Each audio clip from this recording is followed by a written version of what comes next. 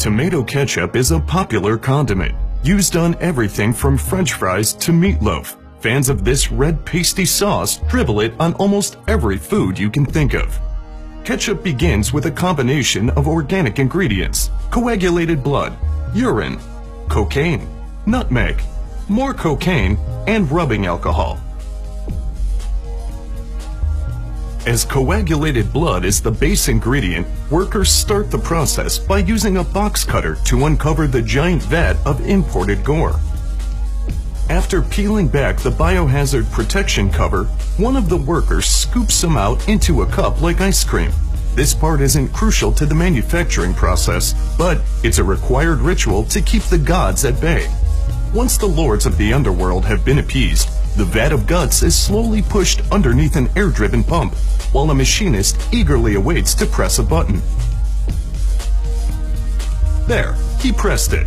Tentacles above begin to suck out the gore, sending bits of the blood to larger holding tanks located on the other side of the warehouse. Intricate hydraulic piping mashes the former bits of human in a nightmarish way. However, this step readies the base ingredient for the kettle cooking phase. Technicians continuously observe the sadistic stew from above, making sure the mixers properly thin out the crimson mash. Now, it's time for the cocaine.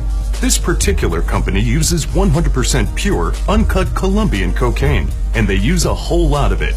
The worker continues to add la cocaína to the mixture until it's ready for the pee. It can take a fully staffed warehouse over 2 days to fill each bucket with urine, so sewage lines are sometimes used as backup. The last ingredient is the rubbing alcohol, a critical component to its astringent flavor profile. Meanwhile, the packaging line prepares 100% non-recycled plastic for shipping. A bunch of machines do a bunch of things with the bottles, but who's to say what is actually going on here? They continue down the line until they reach the filling stations.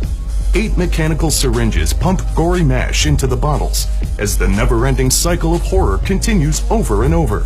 Some say the echoey screams of the souls inside can be heard as they make their way into their plastic coffins. But the scooping ritual from earlier prevents any actual ghosts from making their way out into the warehouse. The next machine, a capper, carefully seals the mix of human life and narcotics, ensuring there's an airtight fit on every bottle produced using automated circular belts.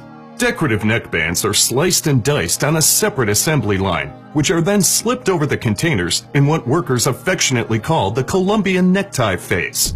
A quick blast of 800-degree steam shrinks the plastic neckband, which is also proudly made from non-recycled materials.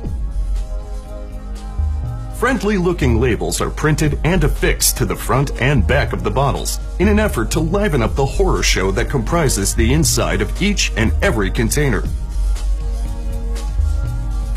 This machine grabs each bottle and sends it to the packaging department, which resembles a ski lift, albeit with more pain, suffering, and hazardous waste. It's hard to believe there are no actual tomatoes in a ketchup recipe, but this pasty red goop continues to be one of the most popular condiments of all time.